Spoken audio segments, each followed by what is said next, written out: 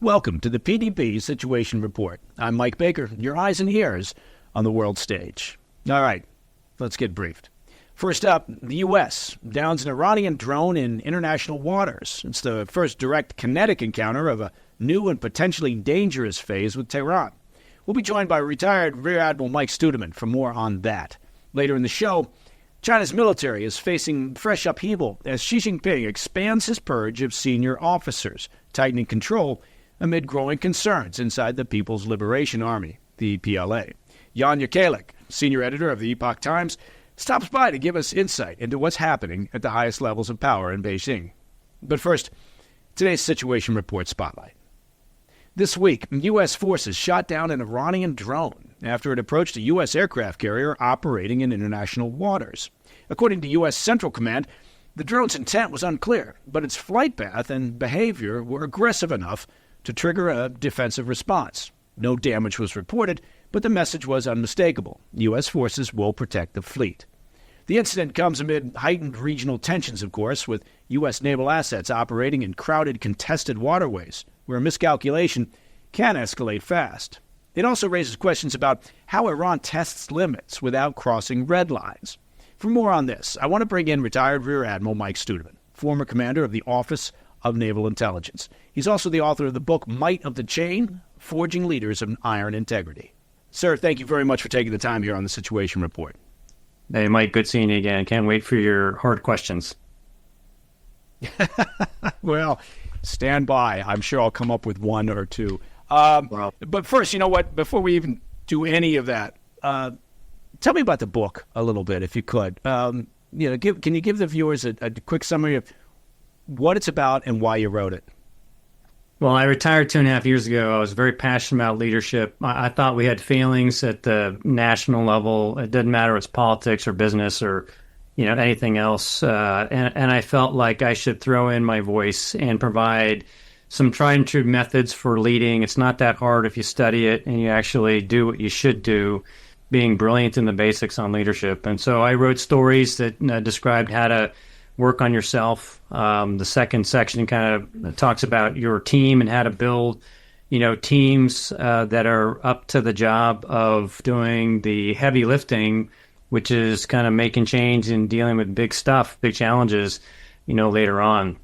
So anyway, those are the elements of the book, and I tell short stories with quick takeaways to make sure that people can read it fast, because their time's precious and they deserve somebody to boil it down for them. Did you find it tough writing the book, if I could ask?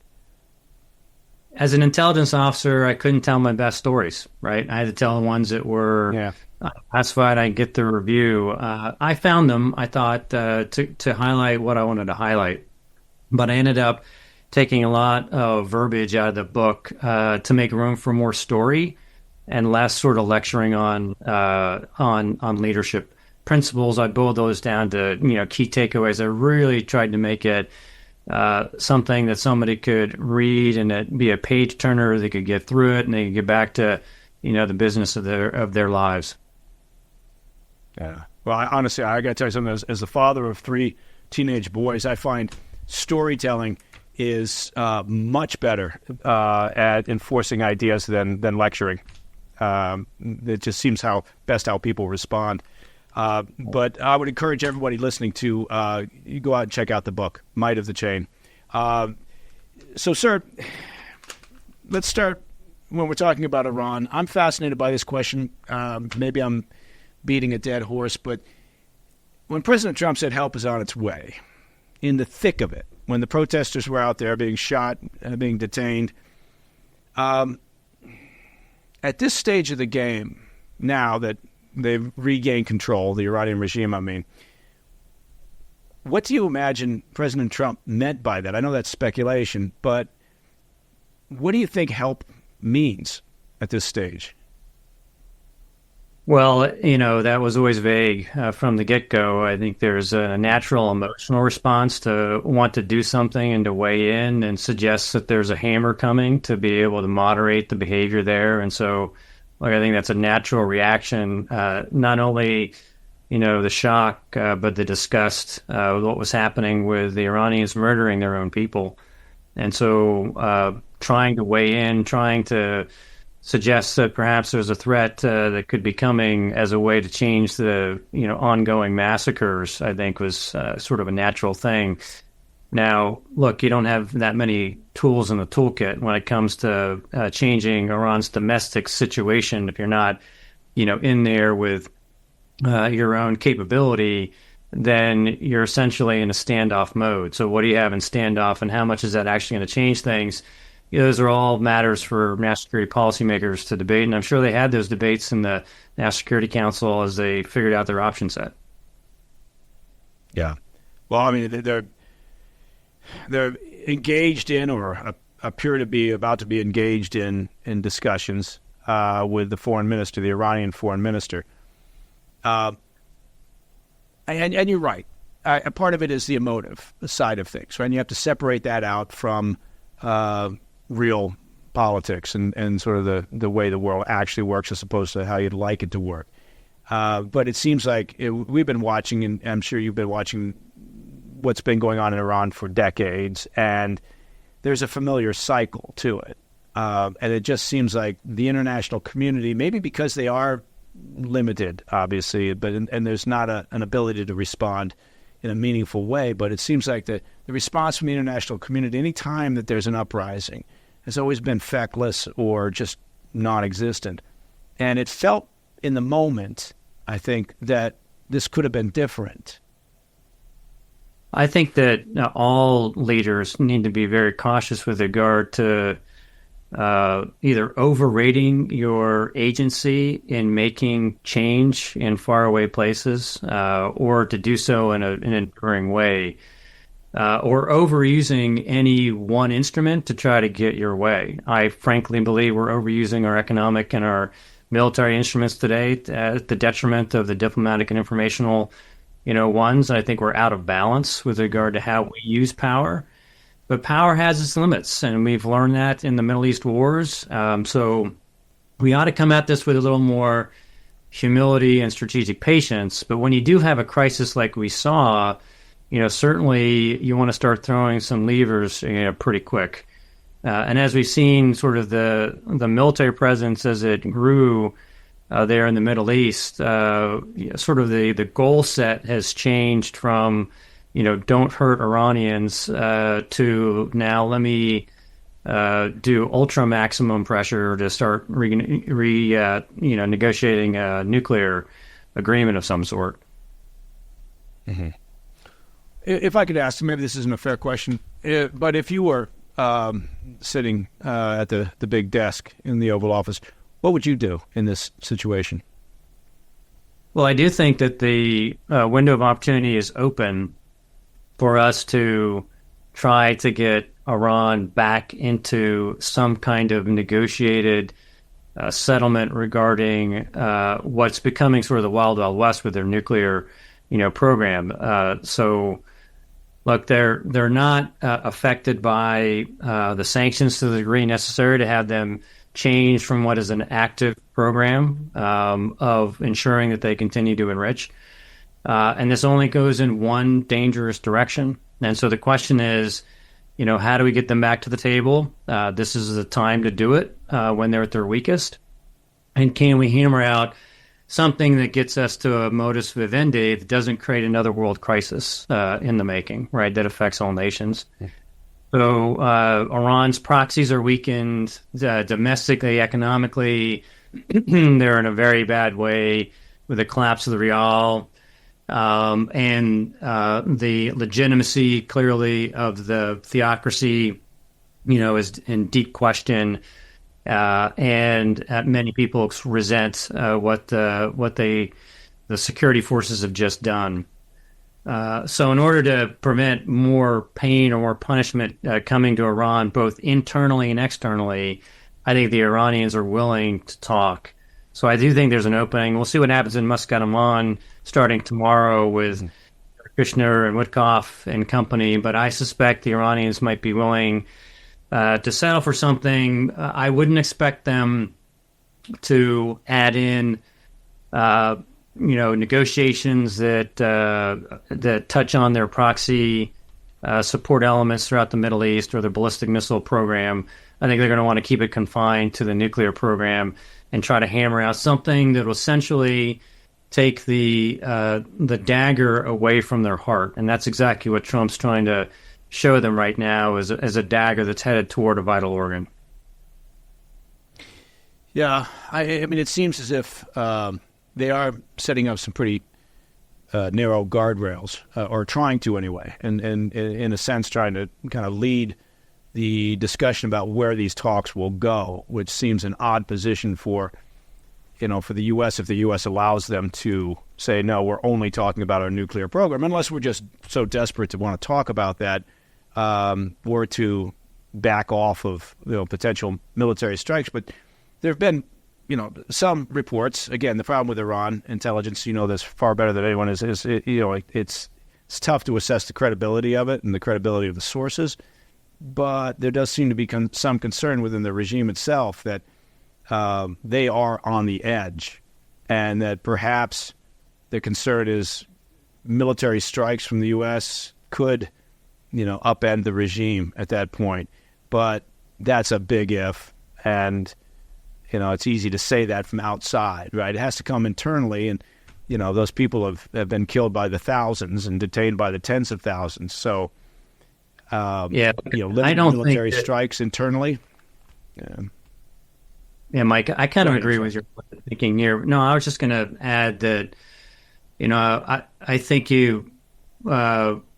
I think we would be hopeful to wish that perhaps the security forces are at a tipping point and that things are going to collapse around. But that's their choice. If the theocracy, the government, the IRGC, the Iranian Revolutionary Guard Corps, and the Basijis, their militia, they all have vested interest in maintaining their power and interests there, and they do, then you're not going to see major cracks that you can exploit. And so you're going to bomb them to submission or into regime change. Even if you take out the top dog, we've learned through Libya and other, Iraq and other places that doesn't necessarily affect, the kind of regime change you want or create stability and get that country on a course where they can be, constructively rebuilding their economies and contributing to the international community. In fact, the opposite is what we've learned, is that when you head into the decapitation zone, you can end up with a situation that could be far worse, and the suffering for the people can be greater. So we have to be very cautious about, what we could actually accomplish with sort of standoff attacks. Yeah, I want to pick up on that, and then also talk about what some of the other regional players may be doing or thinking in terms of the military buildup out there and their concerns over potential direct conflict. But first, Admiral, we have to take a quick break. So if you could stay right where you are, don't leave. We'll be back with more from Admiral Mike Studeman right here on the Situation Report. Don't go anywhere. Thanks.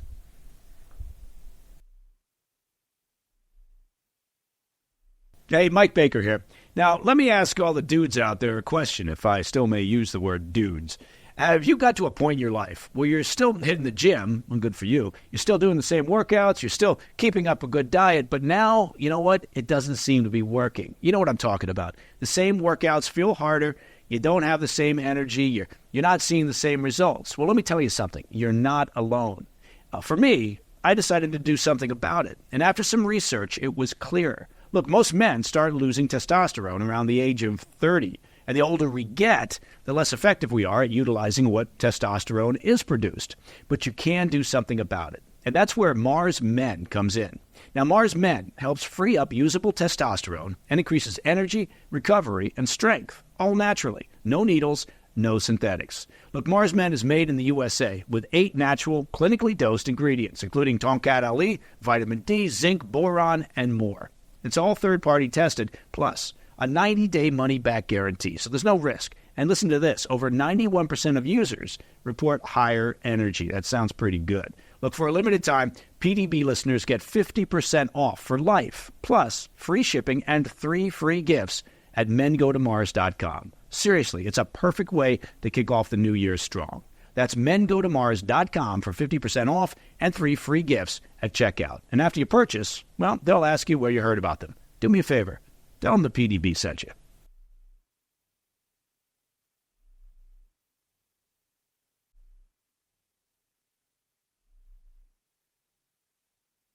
Welcome back to the PDB Situation Report. Joining me once again is retired Rear Admiral Mike Studeman, former commander of the Office of Naval Intelligence. Sir, thanks very much for sticking around here on the Situation Report.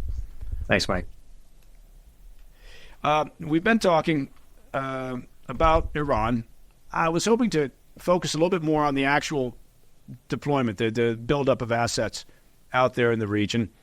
And as part of that, I think one of the fascinating elements of this is what the regional players, the Saudis, UAE, Jordanians, others are thinking, saying, doing, what conversations they may be having with the White House. What's your assessment of how they are processing all of this? Well, okay, we'll talk about the buildup. At this point in time, it's not an easy exact comparison, but still the naval presence isn't even as large as the Caribbean Sea deployments there. And so we have about a dozen, maybe 13, ships, a different kind of mix, and about 150 aircraft, and, close to 15 and 20,000 additional players in the Caribbean. Southcom's never seen that many forces in its theater before. And you're talking about the Lincoln strike group coming over, so they have 3 destroyers with, there may be additional subsurface assets that, obviously we can't talk about, and I don't specifically know. But you have a combination of SSNs, attack submarines with land attack capability, along with SSGNs, which they have 154 tubes that they can fire out Tomahawks. So you got a large capability there with a naval presence, but we need to, maybe calibrate our language a little bit. Armada, that's a word designed to exaggerate for effect with the Iranians. We're not talking 1588 with 130 ships, storming, the English Channel to go after England or anything. But designed to strike fear to the hearts of your opponents, right? And maybe a negotiating tactic. That's the way to think about it. At the same time, there's a substantial amount of effort, which is normally how we set a theater. If we think there are going to be some strikes or counterstrikes, defensive posture requires a whole set of things, right? And so you find we move air defense equipment around, Patriots, THAADs. We move aircraft forward. You have F-15 Strike Eagles that went into Jordan that can shoot down some of these one-way attack drones that could come in, or cruise missiles. And you have a number of surveillance aircraft, that move around. We put jammers over there, some Growlers, E-18 Golfs have moved over. And so we're setting the theater for any sets of options that we may want to exercise, and it just sort of makes prudent sense. I think the count is maybe about 8 destroyers that are there in total. If you take a look at a couple of destroyers that are in the Arabian Gulf area, Strait of Hormuz zone, the carrier strike group, the Lincoln, that's near to the Gulf of Aden right now, the Red Sea and Eastern Mediterranean, I think you get a gathering of probably 8 of our advanced ships, destroyers that have not just the strike capability, not just the air defense, but also the ballistic missile defense components to be able to shield our bases or the Israelis or whomever might be subject to retaliation. Mm-hmm. And how do you assess the Iranian? How do you assess the Iranian military's strength right now? Their ability after the 12-day war, their ability to retaliate in a meaningful way. They have options, and they should not be underestimated. And so, look, their air defenses may be weak, and they try to fill some gaps in the coverage where there used to be Russian advanced, S-300 SAM types.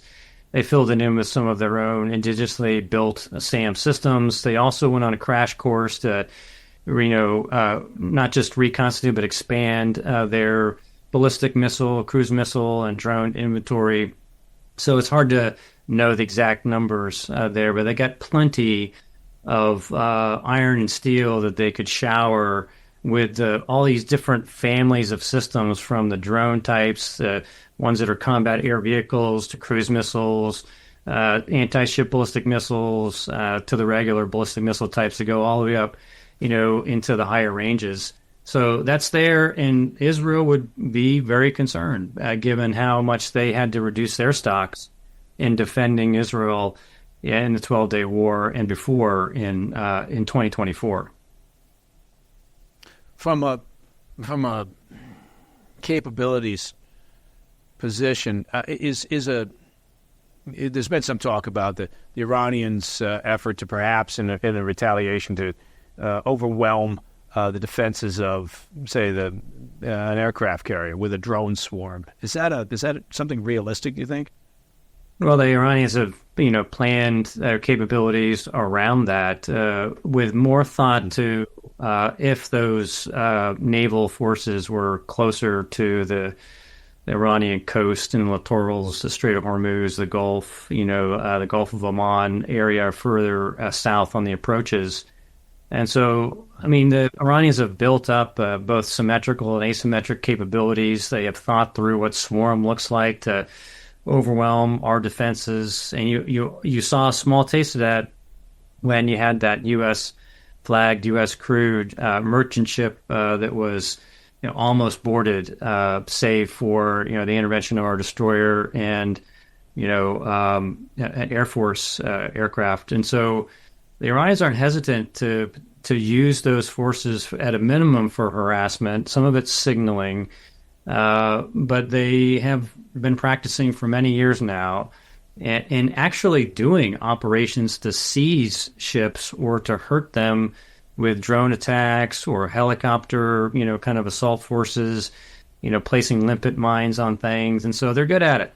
And we need to be cautious. The closer you range into Iran, you're getting into the thick of the threat envelopes. And so it's a smart thing to make sure you maintain, your distance as appropriate until you do a specific operation. And then you might sort of dive in for a surge operation to be able to deliver munitions and do so in a way that's sort of a smart in and out process. And we showed that during Midnight, Hammer.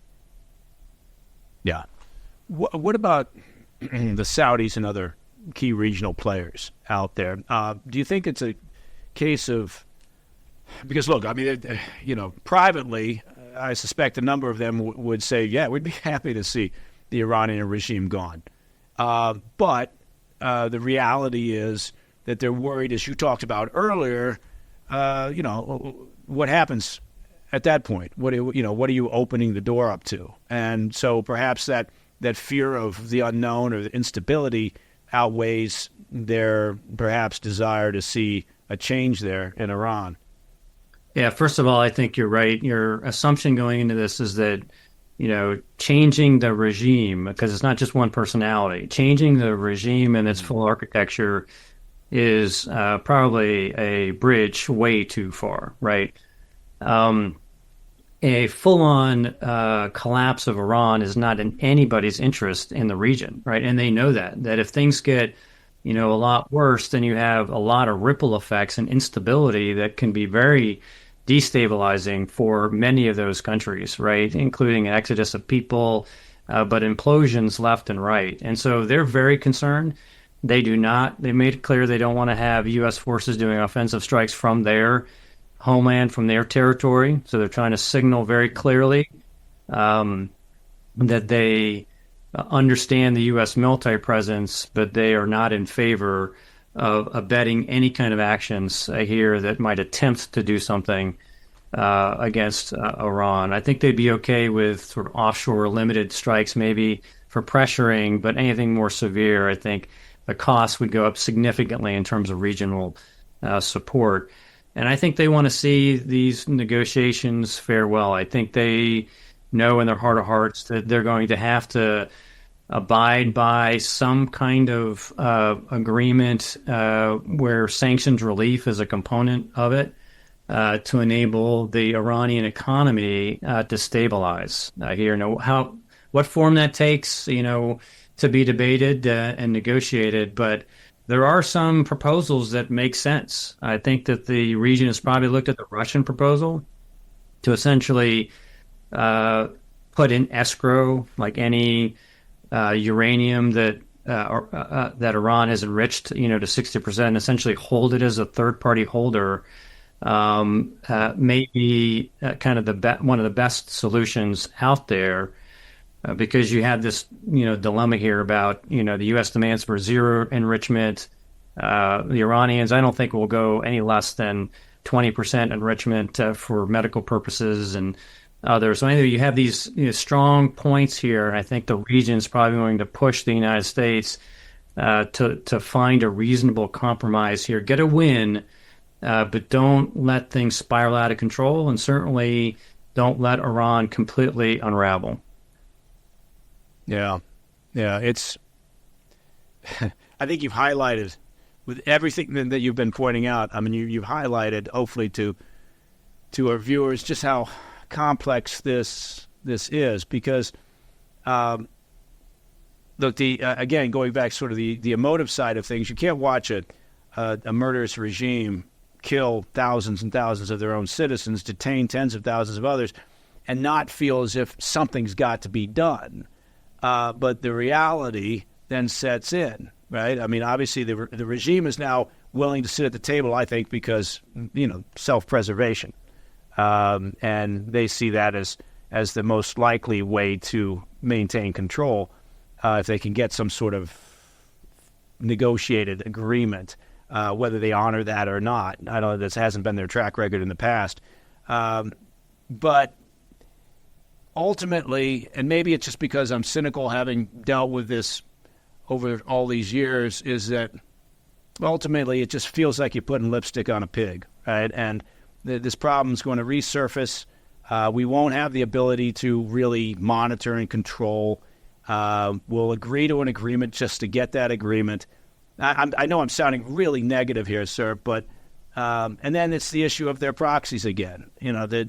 So that's the conundrum. You're never going to have long-term stability and peace in the Middle East, I don't think, as long as this existing regime continues to exist. But the problem is, without an internal organized opposition that's able to push back in a meaningful way against the mullahs and the IRGC, I just don't see how that happens. So it's enormously frustrating. I know there's not a question in there, sir, but I just thought I'd bang on about it for a little bit.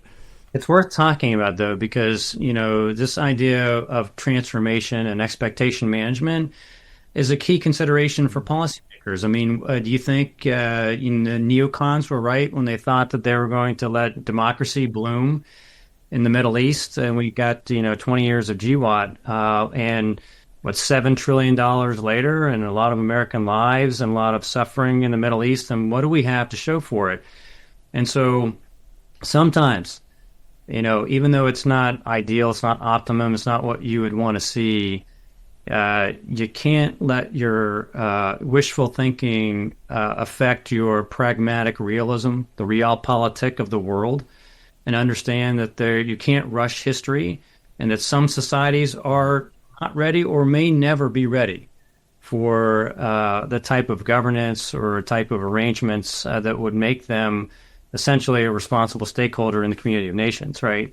And so you have to, I think, look at things very clear-eyed, and what can you get? And in this case, if you can create another lever of influence, which is to say that if you get a nuclear deal of some sort, right, that stabilizes the current crisis, and you have some form of sanctions relief, which is a carrot that you can always pull back if the behavior worsens again or reconstitutes by way of proxies, as you pointed out, then you still have influence. And so if it's the art of gaining more influence and getting yourself advantaged to shape things in the future, even on the margins, you're still shaping things in a better way. You never want to be out of options or out of levers, that's for sure. Mm-hmm. Right. Yeah. No, that's very well said, sir. Well, I've got another couple pages of questions, but what I don't have is time, and I really appreciate you spending your time with us here on the Situation Report, sir. I hope that when we give you a shout in the future, you'll pick up the phone and agree to come back on. Anytime, Mike. You talk about all the relevant issues and you ask the penetrating questions. These things will be unpacked for decades, probably without resolution. I hear. So managing it event by event, this may be the best that we can do. But I appreciate your focus on this and helping people understand kind of the details. Absolutely, sir. Listen, thank you very much, Rear Admiral Mike Studeman, again, for joining us, providing your insight. Thank you very, very much. And check out his book. I'm serious about that. Might of the Chain. Okay, it's been out for about a year and a half, but it's an excellent read on leadership, and it really is outstanding. I encourage you highly to go out and get yourself a copy of it. All right, coming up next, China's military leadership is being reshaped in real time as Xi Jinping presses ahead with a sweeping purge inside the ranks. What, another purge? Yes. We'll be joined by Jekielek. He's the senior editor of the Epoch Times to break down what's happening at the highest levels of power under Xi Jinping. Stay with us.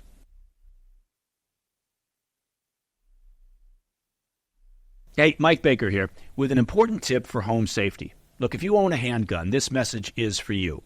Handgun owners know that often your weapon storage options likely fall into two frustrating categories: locked away and out of reach, or unsecured and vulnerable. You know what I mean? Particularly if you've got family around the house, right? Neither is acceptable, and that's where StopBox comes in. StopBox USA solved this with StopBox Pro. It's a mechanical keyless safe that offers fast, secure access without batteries or keys. Its push-button locking system ensures reliability when every second counts.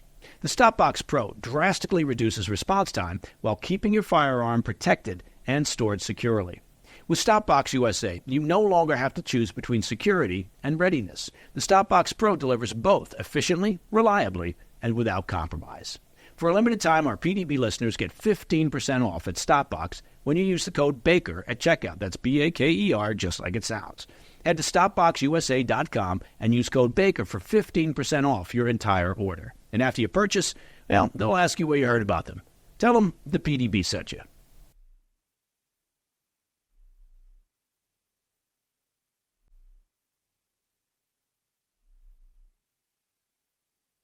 Welcome back to the PDB Situation Report.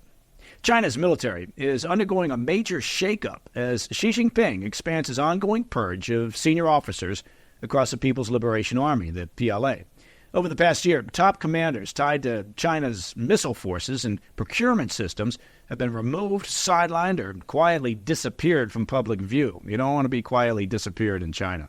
Officially, Beijing frames this as an anti-corruption drive. Of course they do. But the pattern suggests something deeper. Xi consolidated control over the armed forces ahead of potential crises involving Taiwan, the South China Sea, and beyond. Internal distrust at the top raises serious questions about readiness, morale, and command reliability inside China's military. Now, to help us understand what's really driving this purge, I want to bring in Jekielek. He's the senior editor of the Epoch Times. Jan, thank you very much for joining us here on the Situation Report. Thrilled to be here, Mike. And you know what? I think I correctly pronounced your last name, so I'm done here. I have accomplished my job. I think you're so top 1 percentile on it. It's pretty good. Excellent. Well, thank you again for taking the time with us. Let's start from the kind of the 30,000 foot level. What's your assessment of what's been happening recently? We've been referring to it as a purge. Obviously, it was a top uniformed military officer in the PLA that has now been shown the door. But give us your assessment of what's been going on there. Well, this is a once in at least a decade, possibly once in a generation event for the Chinese Communist Party. And let me explain why.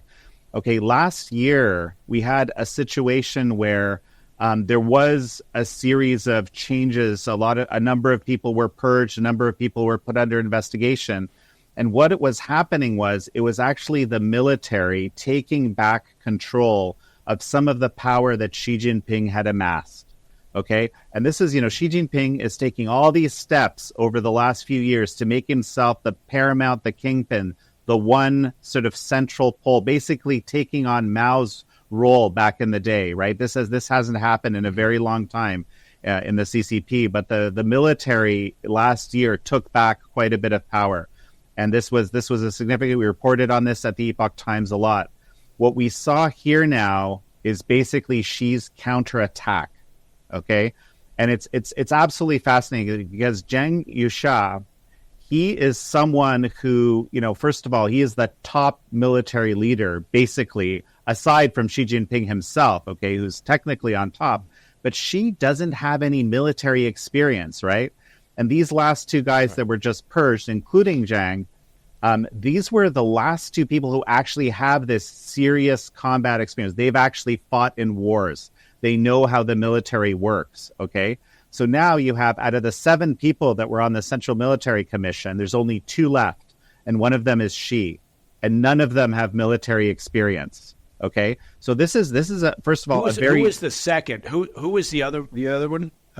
His name. Let me dig up his name because I always forget his name. I have it in my list here.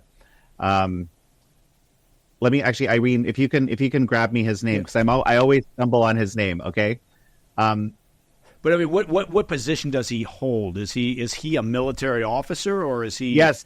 This was one of the absolute top senior military officers. Actually, there's been multiple people that have been purged. Okay. And some of them are military, some of them aren't. There were 8 just in January, over 50 over the course of the last year. Okay, but this situation in January is to basically taking things to a whole different level because it's essentially removing the last actual military leaders that are not military in name alone, right? Or to actually know how that system works. So in a way, Xi doing this basically consolidated a wild amount of power for himself by maneuvering this, but at the same time, he kind of really harmed the Chinese Communist Party ability to project power itself because these people who actually know how to use the military properly, I mean, these aren't the only 2 that have been purged. There's been all sorts of military officials that have been purged over the last little while. But these 2 were the most senior. Jan, if I could interrupt you, Jan, I mean, it's fascinating because if you think about, what you said was there were 7 members of this military commission, which essentially is the management board, right, for the military. But now you've got 2 remaining. Do they intend to name, I would assume, additional personnel to backfill, to replace the ones who have been moved out? This plays out in different ways. Sometimes they actually change the composition, to change the number that are going to be on there. Sometimes they try to fill them. It's not clear where it's going to go. This is very fresh information. And frankly, and some people disagree with this, but there's frankly a lot of questions within the military itself about what is going on because the chain of command has been broken. And this is something, in the way that the communist parties, wherever they function in the world work, they kind of function a bit like the mafia, right? They're extremely hierarchical. There's like the head don. They lay out, there's written rules, but then there's the key rules are the unwritten rules, okay? And in this situation, what's happened, and this is a number of our analysts have really highlighted this, is that some of these unwritten rules, like how you actually decide who's going to be in charge, right? There's a bunch of this kind of machination that usually happens, and this is all ahead of the Congress that's upcoming, right? And now have been broken. So with these unwritten rules broken, everyone's thinking to themselves, wait a sec, now my loyalties, Zhang Yusha was one of Xi Jinping's closest guys for the longest time. If they've had over the last while some kind of public spats, okay, and these has to do with how to deal with Taiwan, right? Zhang Yusha's position, I mean, this is a little bit oversimplified, is that we're not really in a position where we can do something there. That's the intelligence that we've been getting. Whereas Xi, possibly is interested in trying to use this. Xi, just a little bit about Taiwan, right? If you're in the Chinese military, you're taught that it is your right, it is part of your right and duty to take Taiwan at some point. It's like a central piece of, I guess, indoctrination or ideological propaganda around the military itself, right? So this is there. And Xi is really looking to kind of create a legacy for himself, show himself as this leader that's at the level of someone like Mao or Deng Xiaoping, okay? Because there really hasn't been one of that stature. And, right. Taiwan is one of these things that could show that he is, except that how is he going to do it? Because he actually doesn't know how to use the military. So it's just a very unstable, strange situation to be in that I don't think has actually happened under the Chinese Communist Party before. But it's fascinating if you think about, what you said about legacy, right? So because the question is always, how strong is Xi's grip on power? Does he have the backing of the party and more importantly of the military? But also, what's the timeline on Taiwan? So if you assume that he looks at it and thinks of Taiwan as this is his legacy, right? He's not walking off into the sunset. You could argue until he affects this reunification, as he would imagine it to be. So it is fascinating. But I guess my question, and I am getting to my question, Jan, is with the purges that take place within the military, right, and with Xi assuming more and more power, you would have to imagine, and I'm asking you, for your perspective on this, you have to imagine that creates a lot of discontent within the senior and even mid-level ranks who see their opportunities to rise up kind of is shoved to the side, right? Because Xi is claiming more and more power. He's got a very tight group, it appears, of who he really trusts. What's your perspective of the military's attitude towards Xi at this point? Well, I'll just slightly reiterate something I mentioned, which is kind of a shocking situation, right? Like, you have your loyalties in these, again, going back to the mafia analogy, right? You have your loyalties. You have the people with whom you share power and you trust, right?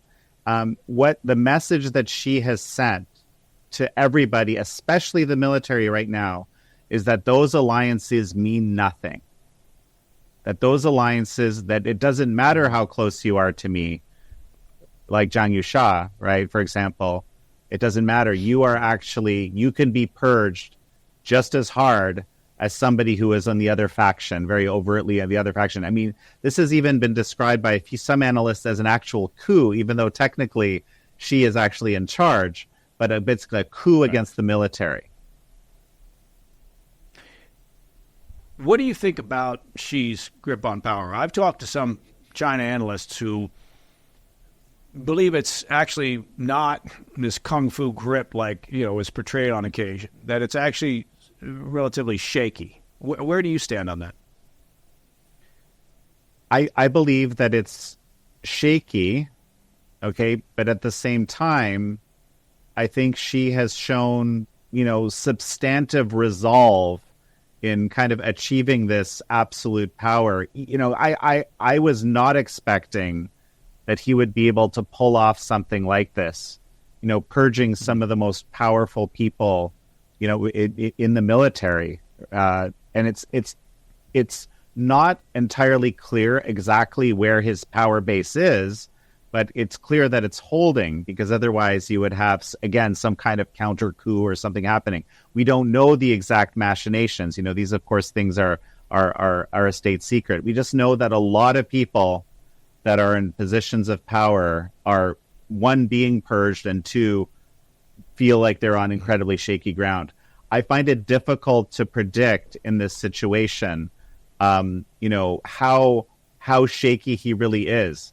But the thing that I can say is that the PLA, and by the way, the People's Liberation Army is not the army. People often don't realize this. Is not the army of the country of China. It is the army of the Chinese Communist Party. It's the party's army, right? The People's Liberation Army ability to enact power, ability to do what it's supposed to do as a military, which, by the way, in part is a very inward-facing role, because the thing that they're the most scared of is their own people. There's a whole security apparatus that's specifically focused on this, but the PLA is also, to some extent, that the power, the overall ability of that structure to function effectively has been lessened considerably. And I think this creates kind of a very unstable situation because, we don't know, like, does she have, is he have this megalomaniac type visions? Has he purged the people that were saying, no, we can't do Taiwan because we know we can't because of our, military reality, but he goes for it anyway, right? We don't, I so you can't don't put predict much, that. you don't put much stock in his constant fallback, which is, these purges are a result of my anti-corruption drive. No, this is pure politics. Yeah. I mean, they're all corrupt. Okay, that's the kind of funny part, right? If you're in these roles, you have had to do some serious damage to your fellow man to get to these places. Okay, so and everyone has a dossier on everybody else. This is how communist systems work. And so the moment you get purged, the dossier is there, ready to show the evidence, right? But the reason you're being purged is not corruption. It's because you were, inconvenient to the person who actually manages to wield the power at that moment. But isn't there a danger that if you go through enough of these purges, Xi Jinping, if he goes through enough of these, that you've created a sort of a mass on the outside now that's got its own abilities and its own force? Or is that just sort of a Western view of things, and in reality there's such strict control that sort of thing just wouldn't happen? There's a number of things happening in China as we speak. I actually completely agree with you that there's obviously a whole lot of people that are asking a lot of questions about whether she's the right guy that still are in positions of power, or are these, multi-billionaire super elites that, don't want to lose the, incredible gains they've been able to kind of graft off of the backs of the Chinese people and America, for that matter. I might mention. Again, it's not clear to me right now how he's holding it together, but clearly a number of these big families are backing him at the moment. I do think it's a time of instability like we haven't seen internally, and it's unclear how it will actually play out. And so there's this, you're talking about this mass forming, right? Let me talk a little bit about civil society, okay? Because see, the thing that distinguishes communist societies from authoritarian states, okay, is that it's a totalitarian structure that destroys all semblance of civil society.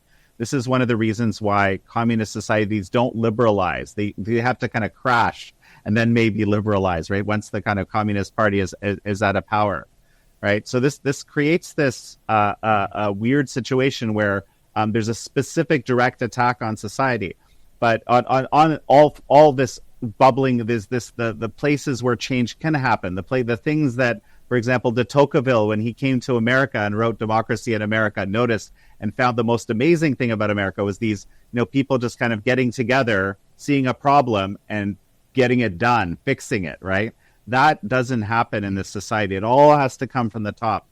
But back in 2000, if you might remember, 1999, 2000, the Chinese Communist Party started persecuting a group called Falun Gong. You might recall this. Yeah. These were people practicing truthfulness, compassion, tolerance. 70 to 100 million of people were doing it. Actually, the thing that's really interesting, a lot of individual agency among these people. This was one of the things that the Communist Party really didn't like. Well, what they did was, in effect, by creating this persecution, they created what I would describe as the largest civil disobedience movement possibly in the world that exists today. You have, tens of millions of people going around China, educating their fellow man about the horrors of communism.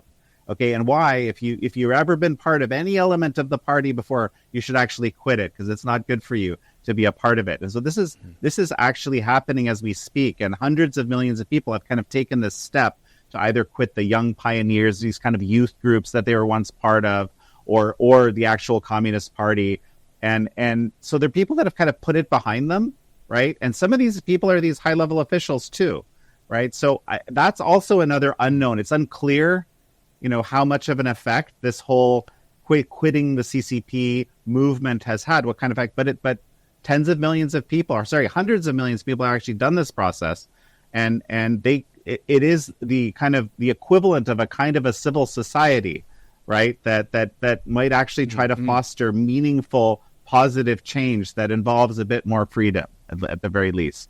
Yeah. Of course, the party has the guns. There is that. Jan, if you could stay right where you are, I've got a lot more questions for you. But we do have to take a quick break, and then we'll be back with more from Jan Jekielek of the Epoch Times right here on the Situation Report. So you know what I'm going to say next, right? I'm going to say, stick around.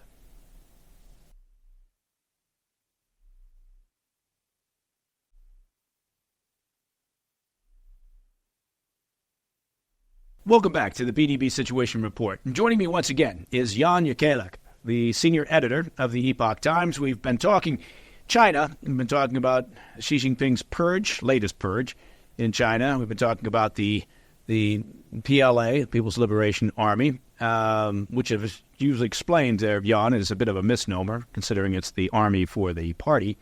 But I've been a little bit remiss, because I meant to start out by asking you about your book, which is coming out in March. And the title of that book is Kill to Order. And I'd like, if you could, just kind of tell our viewers what it's all about, where they can get it when it comes out. Well, so in communist China, this is something I've been studying for 20 years, and it's really only these days, in the last few years, that I think our public social consciousness in America and in free society is kind of ready to accept the level of atrocity which is kill to order. And let me explain to you what it is. So you kind of need to do this it's a type of organ trafficking, okay? A type of, we call it forced organ harvesting, okay? And it's not your run-of-the-mill black market operation, okay, that you kind of hear about, these urban legends and so forth.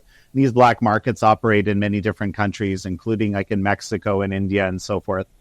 This is a whole different level. You need a kind of state actor to be driving it. You need someone with a lot of power, okay? You need a body that can sort of push mass propaganda into a population to dehumanize a group of people, okay? And you need to be able to incarcerate a huge group of people, say 1 million, okay, maybe 2. It's unclear, again, how many, but a very large one. So once you do that, this is what the Chinese Communist Party did back in 1999, 2000 to the Falun Gong. They dehumanized them using propaganda, similar actually to what we saw in the 30s in Germany, what the Germans did against the Jews. And then they incarcerated millions of them, okay? And then what they started doing is blood typing them, tissue typing them, organ scanning them, okay? And now here in America, someone like me, let's say I have a pretty serious heart condition, and I've been waiting for years because in an ethical system, we have a situation where someone needs to have an accident and they need to be, basically really almost dead, not likely to come back. And they have to match me in different ways, size, basically blood type, tissue type, things like that. In China, because this database has already been created of all these things, there's a political prisoner, a prisoner of conscience, okay, typically, which was started with the Falun Gong, that's ready to be killed to order if I pay $200,000 and I can come in 2 weeks and get that transplant scheduled. And this is happening to the tune of, to the best estimates we have, something like 60 to 90,000 transplants a year, okay, since the mid-2000s. So this is large scale, this is industrial, it's a crime against humanity, and, really not anyone has done much about it over the years, although the last few years there's been a shift. Okay. Jan, that's remarkable. So the book comes out in March, is that right? That's right. The book comes out in March. It's called Kill to Order, and you can go to killtoorder.com to check it out and find out where you can get your copy. Jan, thank you very much for catching us up to speed on that. But going back to Xi Jinping and the Chinese regime, take a little bit of a left turn here in our conversation. With what happened in Venezuela and the events in Iran, what's your assessment about how the Communist Party, Xi Jinping, how are they watching that? How are they assessing what's happening? This is actually connected in a way with what I just talked to you about, okay? Because what I argue in the big part of this book that I just wrote is about how you can use this forced organ harvesting system to actually understand how things work in communist China, okay? And frankly, in communist systems more broadly. The reason you can have these kinds of atrocities, okay, is because they use a form of thinking, right, when it comes to, say, health, which is called utilitarian bioethics. But it's kind of utilitarianism where the Communist Party is always in the absolute top position. The survival of the party, the supremacy of the party is the paramount good, okay, in their particular logic. So now I'm going to answer your question, right? So this is why you can have an atrocity where the super elites in China get access to unlimited organs, right, from the population. The way that communist China is watching Venezuela and now possibly Cuba, Iran, all these scenarios, right, where the Trump administration is, basically saying that we don't really like what you're doing, right, and it's actually infringing upon, especially in North America, looking with this sort of new initiation, what's being called the Dunro Doctrine, right, where America is sort of shoring up focus on the region of North and South America, on the Americas, is that they're asking themselves, what is the U.S. going to do to us, right? And because the U.S. has already done something that's, I think, incredibly powerful, which is enforce these new tariff regimes, right? And I was actually at the White House at the time when I think it was called Liberation Day, right? Back in the day when those tariffs were put in. Oh, right. And a lot of the tariffs, I mean, there's a lot of debate about how they played out, but a lot of them were really about stopping China from basically dumping goods, manipulating currency and dumping goods into the American market. And because the CCP has been using its export ability, its ability to produce, by the way, created through a lot of, American investment, the ability to produce all sorts of these goods for export, as wielding it as a weapon and basically getting a lot of wealth out of the rest of the world, especially the United States. So the United States has said, no, we're going to stop this bad behavior, right? Because this is something that is, it's way more in the interest of the Chinese than it is us, okay? And similarly, this is what America has done with Venezuela, where they said, look, we gave you lots of chances, Maduro. We gave you lots of chances to kind of change how you're doing things and stop, basically, creating problems for America. But since you decided that you're just going to keep this bad behavior, we're going to have to remove you, right? And I mean, I don't know how it's going to play out in Iran exactly, right? But the president has indicated that he's not going to tolerate, too much more mass killing. And Iran is a very interesting situation because it's a population where they really aren't interested in having this regime in power. Yeah. How impactful is Maduro's removal and potentially? Look, I think we'll see a shift, a change in the Cuban regime well before we see any change in Iran, right? If I had to guess, I think, and as disappointing it will be to all those protesters dead and detained, I think the definition of help when the White House said help is on its way is probably negotiations and, maybe some memos.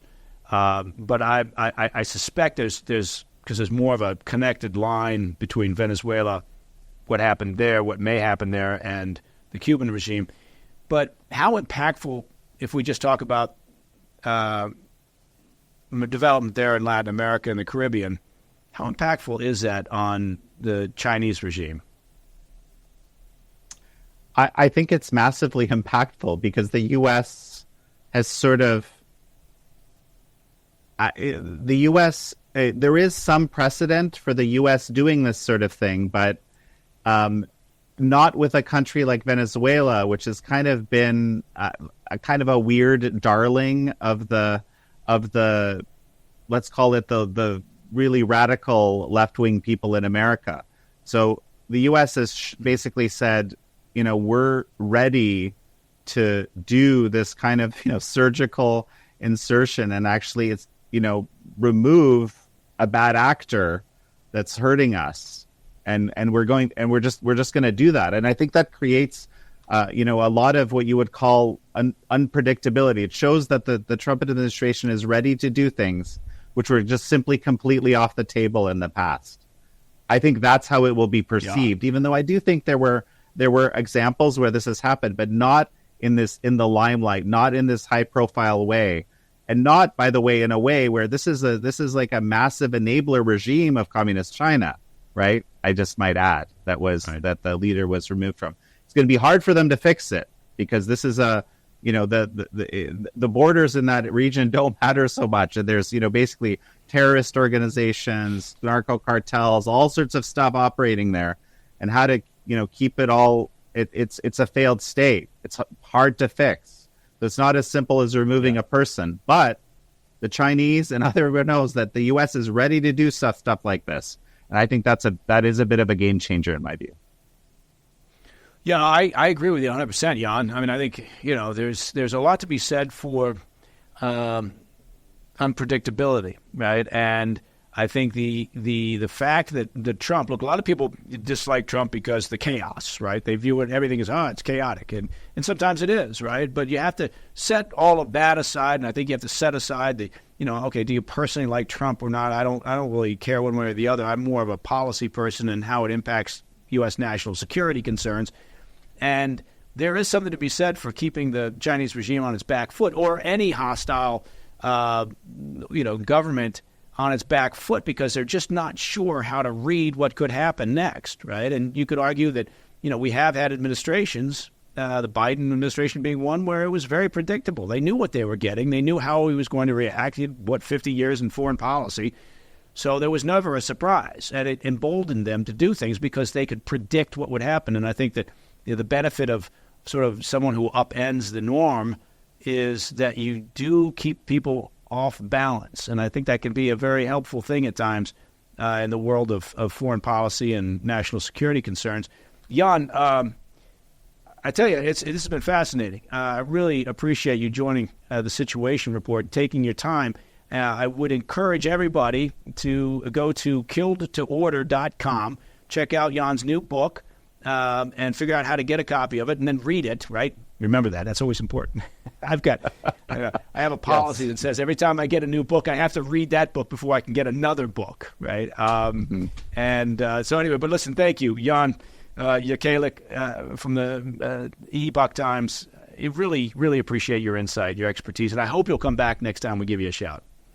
I look forward to it, and I'm sending you a book. Well, you better sign it then. Done. And that sounds great. I appreciate that very much, and I'll read it. And by the time we talk next time, I'll have questions from your book for you. Thank you very much, Jan. Fantastic. It's been such a pleasure, Mike. Take care, man. Talk to you soon. What a great guy. I encourage you, seriously, go out and get that book, right? You got it's from what I've heard and from what Jan's description, gaining some insight into the nature of the Chinese Communist Party and Xi Jinping. I think it's well worth it because, they are it, right? You talk about what's your foreign policy concern over the next 5, 10, 15 years. It's China. All right, that's all the time we have for this week's PDB Situation Report. I know, don't be so sad because we will be back next weekend. If you have any questions or comments, maybe you got a humorous anecdote, maybe you got a limerick, if people still do those, reach out to me at pdb@thefirsttv.com. You know what we do every month. Our amazing team, we even include our interns in this process. They select a bunch of your questions, and we produce one of our almost award-winning, soon-to-be, I assume, critically acclaimed, or will be critically acclaimed, Ask Me Anything episodes. And finally, to listen to the podcast of this show ad-free, you can do that, and it's very, very simple. Just become a premium member of the President's Daily Brief by visiting pdbpremium.com. Now, I'm Mike Baker. Until next time, you know the drill. Stay informed, stay safe, stay cool.